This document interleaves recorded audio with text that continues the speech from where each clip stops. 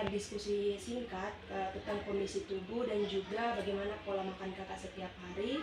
Selain itu kita juga akan mengidentifikasi apa saja penyebab masalah gizi tersebut dan kita bisa mengetahui upaya pencegahan serta penanggulangan agar bisa menyelesaikan permasalahan yang kakak hadapi. Sebelum itu, kalau saya boleh tahu nama lengkap kakak siapa? Nama saya Maria Mary Cipano.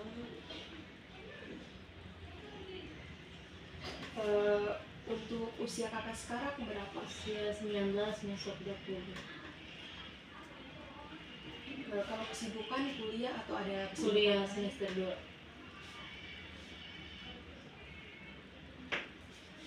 Kalau boleh tahu berat badan dan tinggi badan yang pernah diukur berapa? Kalau berat badan 37, tinggi badan 148. Oke kak, saya sudah catat tinggi badan dan berat badan kakak. Nah, untuk mengetahui kakak masuk ke dalam kategori gizi yang mana, kita harus mencakar indeks massa tubuh dari kakak. Nah, untuk indeks massa tubuh sendiri, rumusnya ini adalah berat badan dibagi dengan tinggi badan kuadrat. Tinggi badan ini harus dibawa dulu dari cm ke meter, maka berat badan kakak 37 dibagi dengan 148 dan ketika dibawa ke meter menjadi 37 dibagi dengan 1,48, maka didapat hasil 37 dibagi 2,072 sehingga IMT kakak 17,8. Nah, jadi IMT itu dibagi menjadi 3 kak. Yang pertama itu lebih kecil dari 18,5, itu masuk ke dalam gizi kurang. Untuk yang kedua ada 18,5 dikurang sampai dengan 22,9 itu masuk di gizi normal, dan yang ketiga itu lebih besar dari 22,9 itu masuk di gizi lebih atau obesitas. Nah, untuk hasil dari cakaran tadi kakak masuk di gizi kurang karena dia lebih kecil dari 18,5 yaitu 17,8. Yang normalnya itu 18,5 sampai 22,9. Dan berdasarkan berat badan dan tinggi badan kakak sampaikan tadi, karena dia di bawah batas normal, maka memiliki kemungkinan untuk mengalami gizi kurang. Tapi kita juga harus tahu kondisi apa yang sering kakak alami selama ini, seperti tanda dan gejala yang kakak rasakan. Selanjutnya saya ingin bertanya kepada kakak mengenai kondisi fisik dari kakak. Akhir-akhir ini tuh kakak sering merasa lelah atau tidak? Sering kak.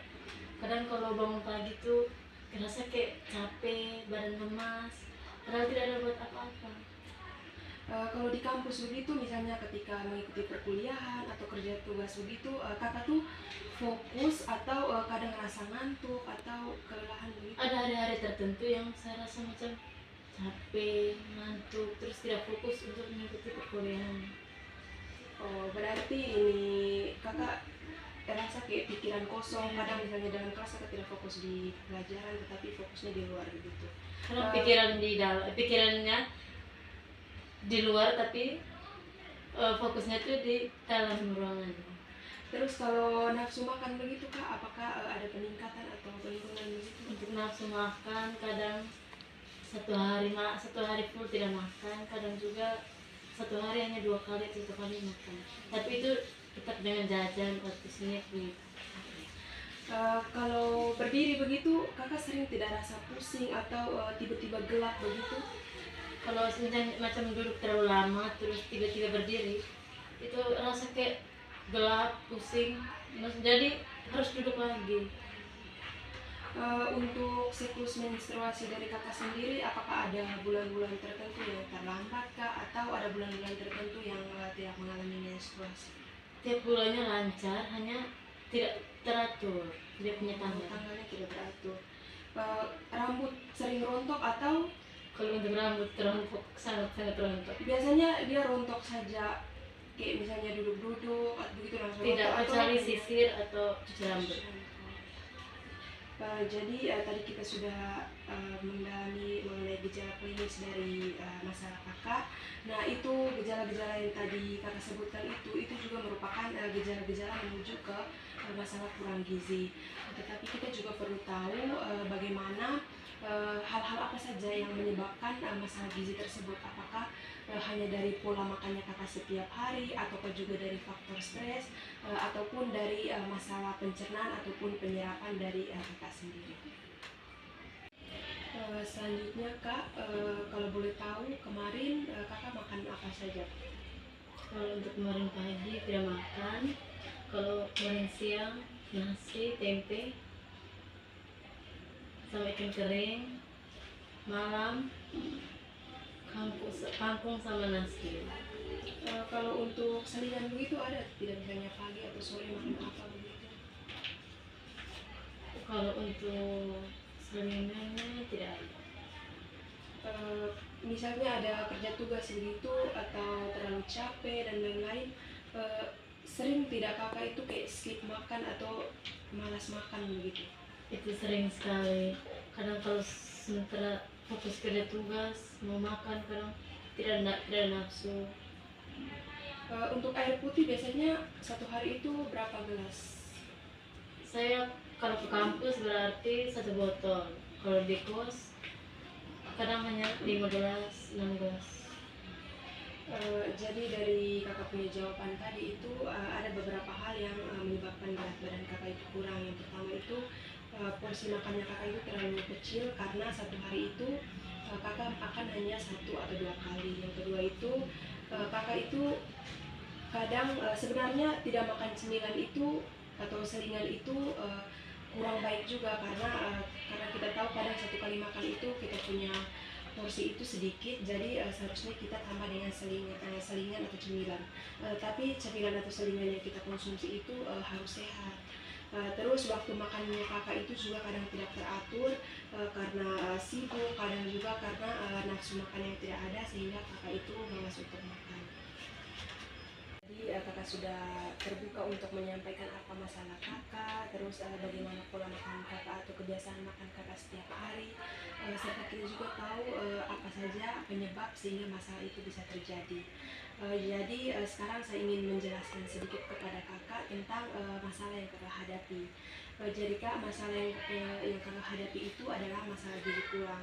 Gizi kurang sendiri merupakan suatu kondisi ketika tubuh kita itu tidak mendapatkan cukup zat, baik itu zat makro maupun zat mikro seperti energi, karbohidrat, protein, lemak, vitamin dan juga mineral serta zat makro ataupun zat mikro lainnya yang seharusnya penting untuk menjaga fungsi tubuhnya kita itu agar tetap optimal. Ketika kita tidak bisa memenuhi zat gizi yang ada dalam tubuh kita itu, jadi kita itu bisa merasakan beberapa gejala ataupun tanda ataupun beberapa masalah kesehatan. Yang pertama itu kita itu akan mudah sakit. Yang kedua, apalagi sebagai anak kuliah ataupun anak sekolah itu kita merasa sulit untuk berkonsentrasi baik selama perkuliahan, dalam mengerjakan tugas ataupun dalam kegiatan lainnya. Yang ketiga, otot tubuh kita itu melemah sehingga kita itu gampang capek padahal kita tuh tidak melakukan aktivitas fisik apapun. Dan yang keempat itu menstruasi kita itu tidak teratur, kadang terlambat, kadang juga dalam 1 bulan itu kita tidak mengalami menstruasi. Dan yang dalam jangka panjang itu efeknya itu adalah daya tahan tubuh kita itu menurun dan kita bisa mengalami penyakit. Jadi Kak, gizi kurang ini bukan hanya dilihat dari postur tubuh baik itu kurus ataupun kecil ataupun pendek, tapi ini juga berkaitan dengan bagaimana keseimbangan gizi yang ada dalam tubuh kita. Ini kadang kita itu makan setiap hari walaupun dalam porsi yang besar, tetapi kualitas makanannya itu tidak baik. Jadi kadang kita misalnya mengkonsumsi sayur ataupun buah, kadang sayur yang kita konsumsi itu sebenarnya nilai gizinya itu kecil. Jadi kita sebenarnya disarankan untuk mengkonsumsi makanan-makanan yang mengandung zat gizi yang tinggi. Selain itu juga kita paham bahwa sebagai mahasiswa ataupun anak sekolah begitu, kita itu selalu sibuk misalnya di kampus, ada belajar ataupun mengerjakan aktivitas lain. Selain itu karena keterbatasan dana seperti uang yang dikirim oleh orang tua itu terbatas, dan kita juga bisa stres, dan itu akan membuat nafsu makan kita itu menurun atau kita itu malas untuk makan. Tetapi di sini kita bisa mengatur pola makan sederhana supaya Kakak itu bisa meningkatkan status gizi Kakak. Ini dibuat dengan tujuan supaya berat badan dari Kakak itu naik, dan tingkat energi dan konsentrasi Kakak itu kembali normal atau kembali meningkat. Kalau saya boleh tahu bagaimana caranya? Untuk caranya ada beberapa langkah yang saya sarankan di sini. Yang pertama itu perbaikan frekuensi makan. Jadi kalau kakak selama ini biasanya dalam satu hari itu kakak malas makan, mulai sekarang kakak itu harus targetkan bahwa saya satu hari ini saya harus makan 3 kali. Selain itu makan 3 kali itu adalah makanan pokok. Itu lengkap mulai dari nasi, mulai dari sayur, lauk, buah-buahan, dan penting juga untuk konsumsi kalau bisa minum susu setiap pagi. Lalu kakak juga bisa menambahkan selingan di jam pagi, misalnya sekitar jam 10 ataupun sore jam 4. Kakak bisa menambahkan selingan yang sehat, misalnya seperti salad buah ataupun pisang rebus, roti ataupun selingan lainnya yang sehat. Tidak lupa pula kakak itu harus mengkonsumsi air putih satu hari itu minimal 8 gelas. Untuk saran yang kedua itu yang bisa kami berikan, yang pertama itu kakak itu harus bisa menyesuaikan jadwal makan dengan aktivitas kuliah, karena tadi salah satu penyebab masalahnya kakak itu adalah kesibukan. Misalnya kalau kakak kuliah pagi itu kakak bisa bangun pagi untuk masak dan makan dulu sebelum pergi ke kampus. Sedangkan misalnya kakak kuliah siang atau dari pagi sampai siang atau siang sampai sore, dan kakak belum sempat untuk pulang ke kos, kakak bisa masak pagi untuk bekalnya dibawa saja ke kampus dan dikonsumsi di kampus. Tetapi kadang juga misalnya di kosan kita itu terlalu sibuk dengan tugas dan lain-lain, dan kakak lupa bahwa sudah jamnya makan.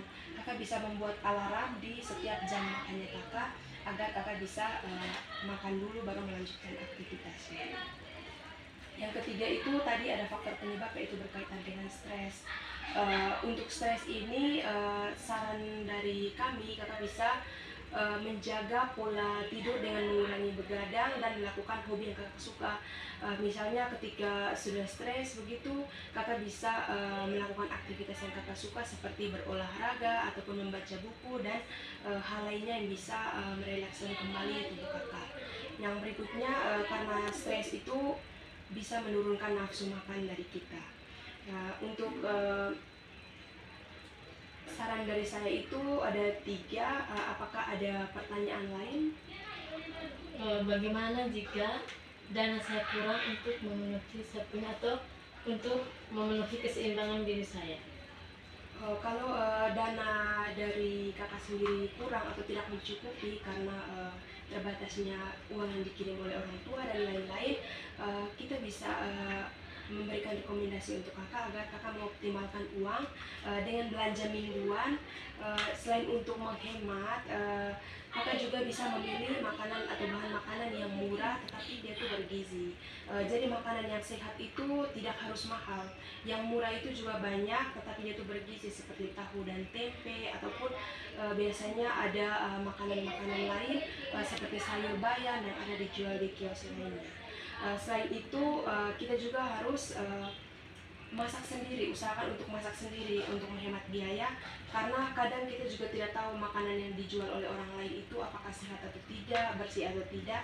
Jadi ketika kita masak sendiri, kita bisa mengetahui makanan yang saya konsumsi ini aman untuk diri saya sendiri. Mungkin itu saja yang bisa saya rekomendasikan untuk kakak. Ada pertanyaan lainnya? Sudah.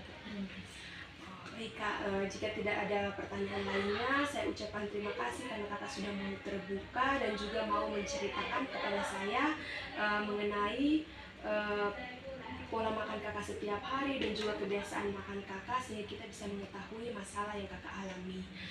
Selain dari itu, kita juga tadi sudah berdiskusi mengenai rekomendasi dari kami mengenai apa saja yang harus kakak lakukan sehingga masalahnya kakak itu bisa selesai. Untuk kakak sendiri tetap semangat dan jangan lupa untuk terus memantau berat badan dan juga pola makan kakak setiap hari, minimal itu 1 atau 2 minggu sekali. Terima kasih, dan untuk data yang kakak berikan kami akan jaga sebagai privasi antara saya dan kakak sendiri dan tidak akan disebarluaskan. Terima kasih. Terima kasih, Kak.